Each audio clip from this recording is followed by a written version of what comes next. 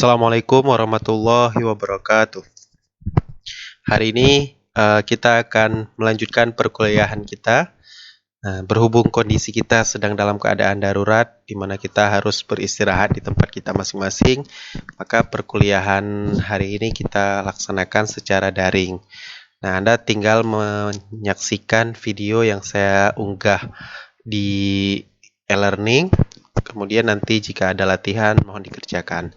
Nah, materi yang akan kita bahas hari ini adalah tentang bentuk perulangan atau looping.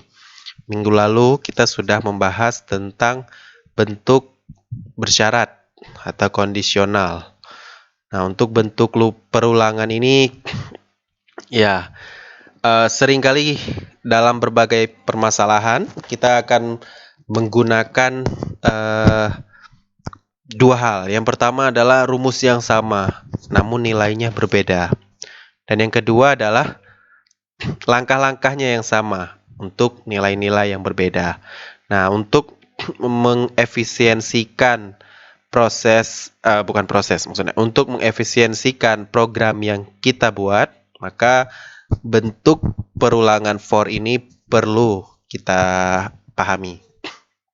Nah, ada 3 jenis bentuk perulangan. Yang pertama adalah for, kemudian bentuk while, dan bentuk do while. Nah, perbedaannya nanti akan kita bahas ketika kita membahas masing-masing ini.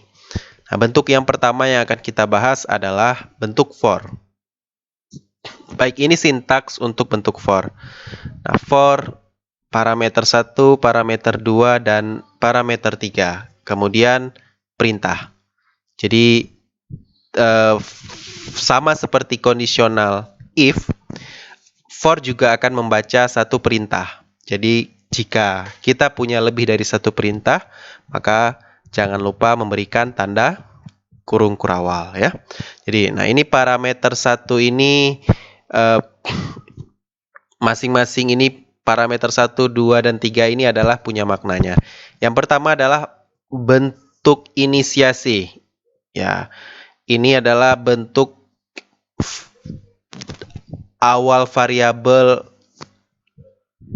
yang akan kita lakukan increment atau kenaikan ya.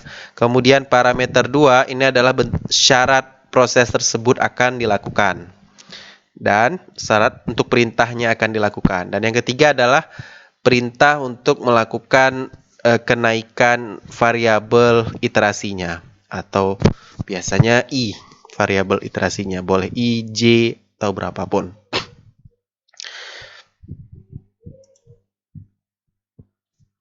Oke, atau sintaksnya juga boleh seperti ini. Nah, biasanya ini hidden variabelnya kita definisikan juga. Kemudian ini nilai awal bergeraknya.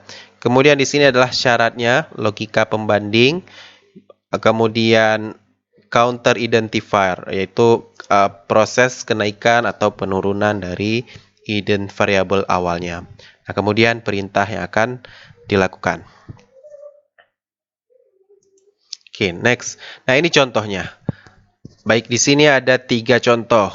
Yang pertama, for i sama dengan 1, i kurang dari sama dengan 10, i plus plus. Sudah pernah saya bahas ya, i plus plus ini artinya apa? Kenaikan i satuan ya, atau i sama dengan i tambah 1. Ya, biasanya dituliskan i plus plus. Nah, ini kalau dilihat bentuk ini akan berjalan sebanyak berapa kali perulangan? I-nya dari 1 kurang dari sama dengan 10. Ya, incrementnya dia discrete satu satuan ya. Berarti dia akan melakukan perintah yang sama sebanyak 10 kali ya. Ini untuk contoh yang pertama. Kemudian untuk contoh yang kedua, I-nya bergerak dari 0, namun batas iterasi akan diberikan. Logika I-nya adalah kalau kurang dari 10. Nah, ini kurang dari 10 berarti 9, 8, 7, dan seterusnya ya. Dimulai dari 0. Nah, tentu akan dilakukan perintah juga sebanyak 10 kali ya. Oke, dengan yang ketiga berapa kali? Ya, ini proses turun juga ya.